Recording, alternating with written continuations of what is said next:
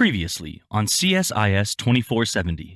I mean, that is just messy syntax in my opinion. And that can get kind of scary, right? But it still works. Refresh, we get 100. Okay, why am I showing you all that? This kind of syntax I never use. However, I do use arrow functions all the time in my event handlers.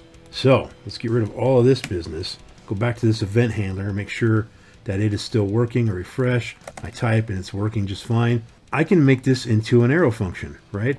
Which means get rid of the keyword function and put the arrow there, and we refresh, and it still works the same. It's a long way to go to explain what an arrow function is, but it can come in very handy. Now, out in the real world, out in the wild, unless it's really small like this, you won't see this exact syntax. What you'll see is this syntax right here. And then all of your code for this function right here.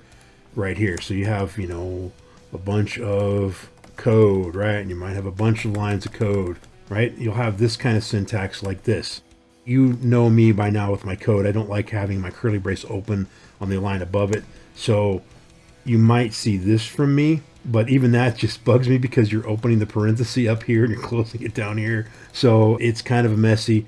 And I start getting really kooky when I use this syntax. I end up doing this kind of stuff where I have key pressed here, and then I have the event thing here, or the function I should say, and then I close my parentheses like that. Whatever works for you. The one I just showed you though, let me back up. That's how you'll see it in the wild. And so get used to it, right? When it's a small function, you will see one-liners, especially if you'll recall when we were doing drag and drop and you have that just the one function that all it does is prevent default, and it's just one line of code, right? So there you go. That's an arrow function. Hopefully that helps you have another syntactic tool in your tool belt.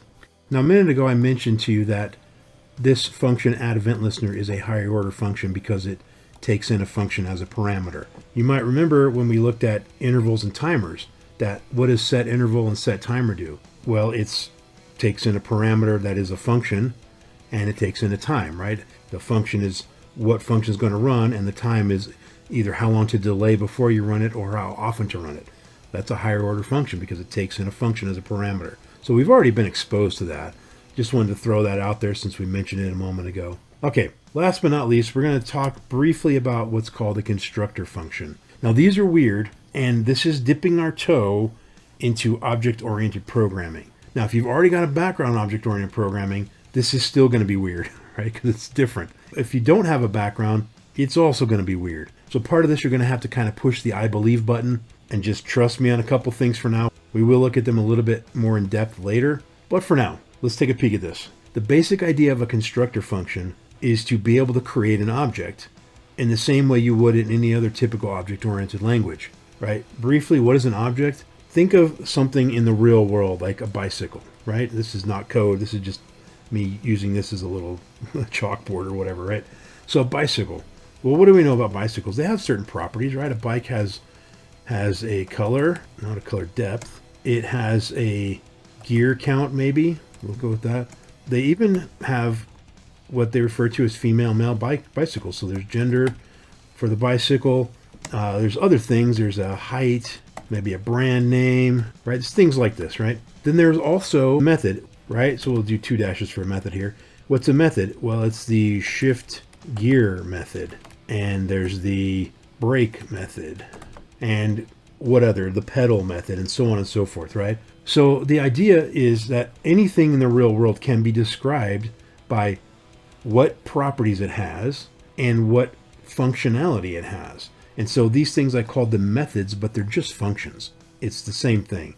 And these are just variables, right? So what an object is it's this one bundle grouping of methods or functions and variables, or we call them properties when we're dealing with objects. So it's properties and methods bundled together as one unique object. Now, when the bicycle manufacturer creates a bike, what do? Well, they say this specific bike is blue, this specific bike has 6 gears, this specific bike is a male bike, this specific bike is 4 feet tall, it's this brand name, and so forth. And so it has its own unique properties. Okay, now this other bike is red and its gear count is 12, or it's a 10 speed or whatever, and it's a female frame and its height is 3 feet or whatever. So every specific bike is an instance of this object, right? What you're looking at on the screen there is kind of like the blueprint of how to make a bike.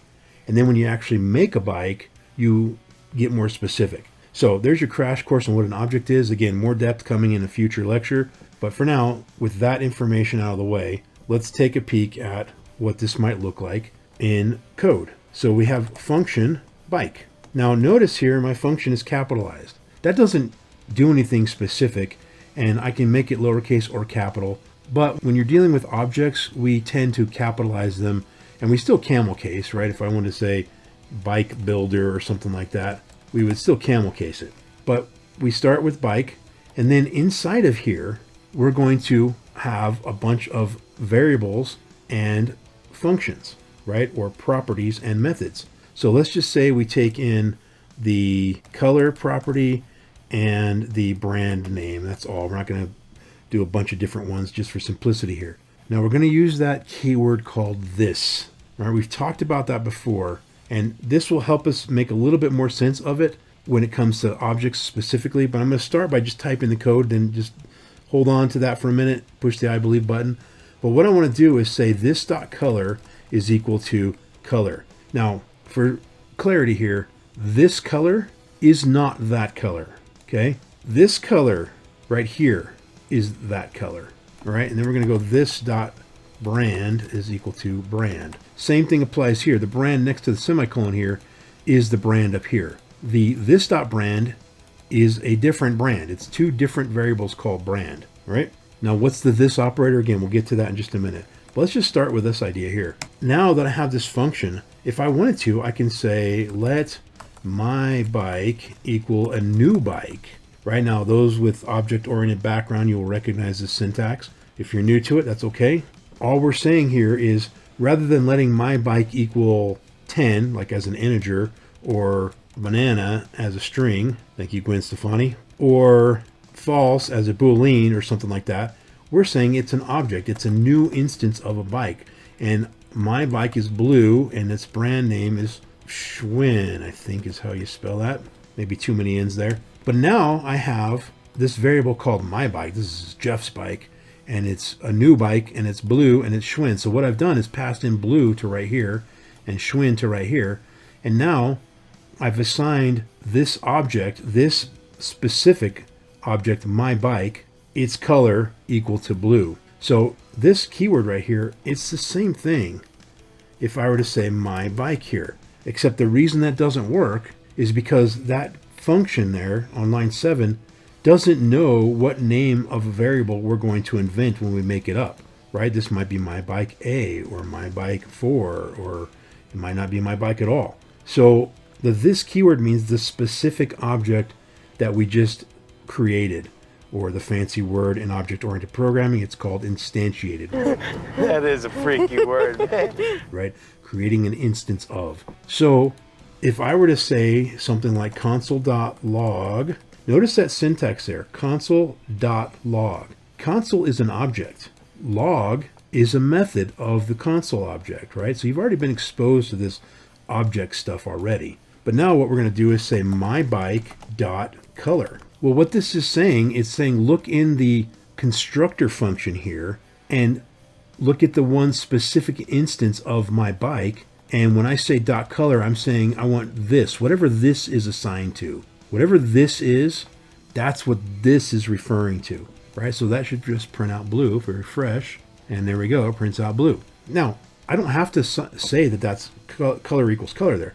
I can say color equals chicken liver, right? I can say whatever I want. Chicken liver. But when I run this, even though I passed in blue here, it went to this color, the constructor function didn't do anything with it, right? So now if I refresh, it's going to say chicken liver because I said, give me mybike.color. Well, that's this thing right here, whatever that is. Obviously, we want it to be color, which is this color.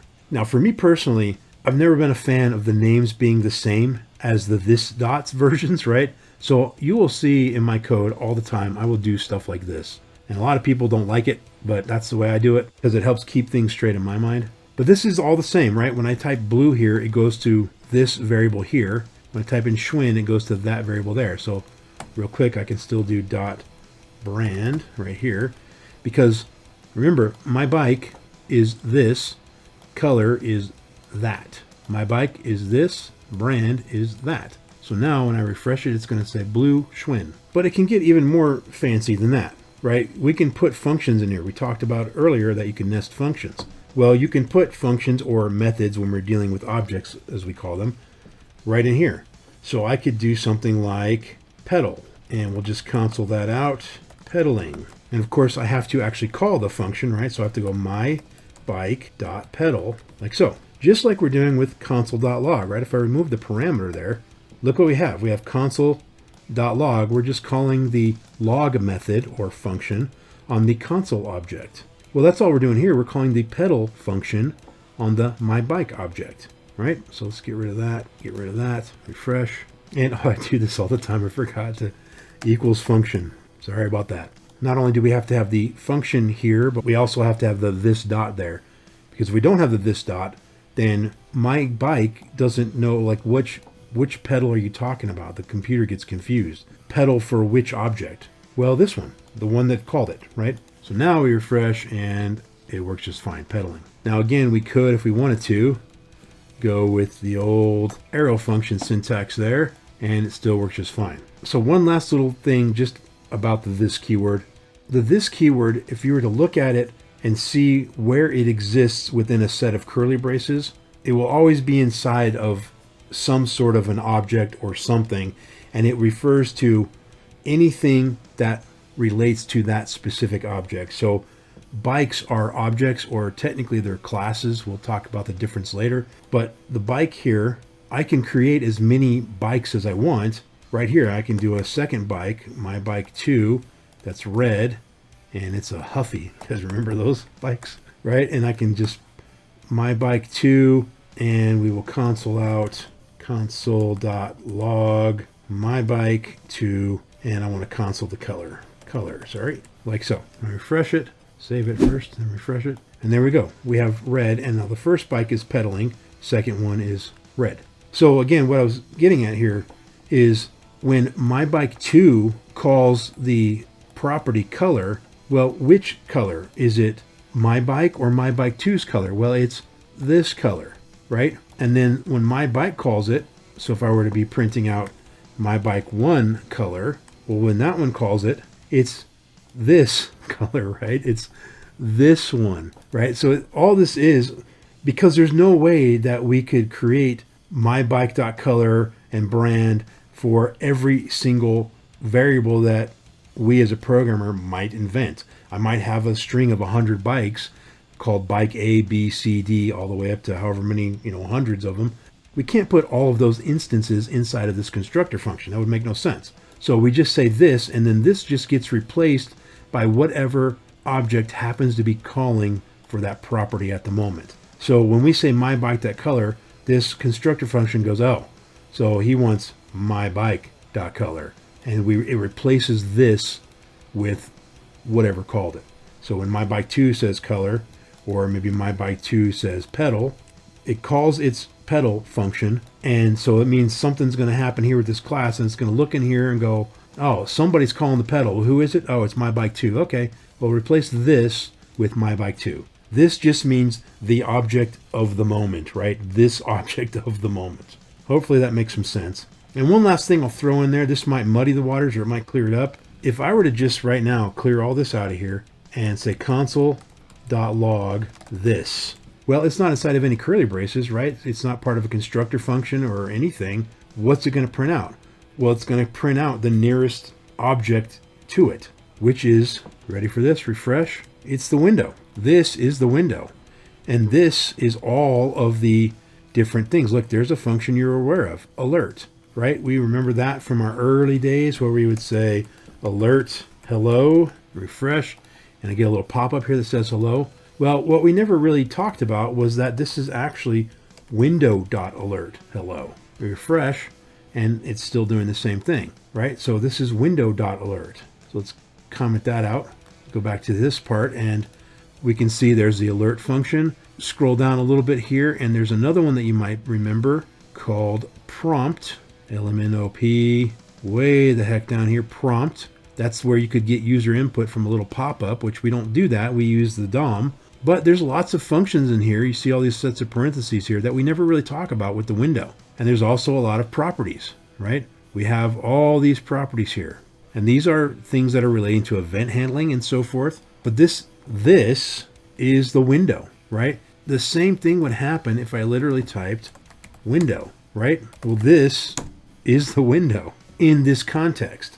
Now, if I had this inside of some other function as we did a moment ago, well, then this would be referring to that context. All right, hopefully that makes some sense. Hopefully I didn't mess things up in your brain a little bit with that last piece there. But the hope is that you now have a little bit better feel for some extra fun things you can do with regular functions, why anonymous functions can be useful, and particularly arrow functions because they are streamlined syntax, the basics of what a higher order function is, and then a constructor function, which is hopefully just going to get you ready for the object-oriented discussion we'll be having. That's it for today, folks. As always, take a look at the questions on the screen. If you know the answers to those questions, then you're ready for the quiz, and more importantly, you learned what you needed to learn from this video. We'll see you on the next one.